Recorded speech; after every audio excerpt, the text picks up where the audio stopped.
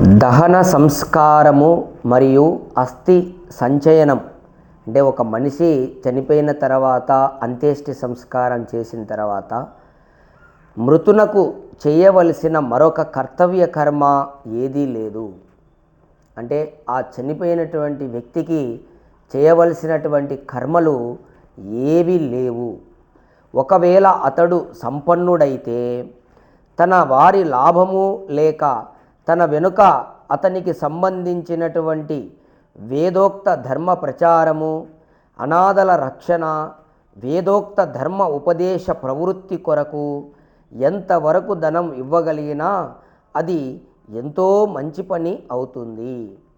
చూడండి, ఒకవేళ మనం ఏదైనా అతని గురించి చేయదలుచుకుంటే, ఒకవేళ అతను బాగా ధనవంతుడైతే అతను ఏం చేయాలి? తన వారి లాభము లేక అంటే తన స్వార్థం కొరకు కాకుండా తన వెనుక అతనికి సంబంధించినటువంటి వేదోక్త ధర్మ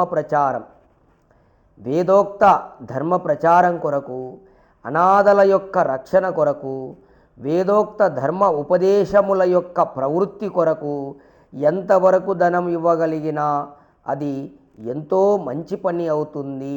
కాబట్టి మనం చేయవలసిన కార్యాలు అతని పేరు మీద ఏదైనా చేయదలుచుకుంటే ఇట్లా ధర్మ ప్రచారం కోసం అతను సంపాదించిన ధనాన్ని ఉపయోగించాలి అని ఇక్కడ సంస్కార విధిలో అంత్యేష్టి సంస్కారంలో మహర్షి దయానంద సరస్వతి తెలియజేస్తున్నాడు.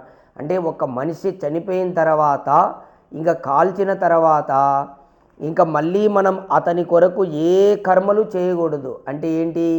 దినాలు పెట్టడం, చిన్న దినాలు, పెద్ద దినాలు, ఇంకా శ్రాద్ధములు, తర్పణములు, పిండాలు ఇవన్నీ వ్యర్థము, అవన్నీ లేవు వేదములో అని ఇక్కడ మహర్షి దయానంద సరస్వతి స్పష్టంగా చెప్తున్నాడు.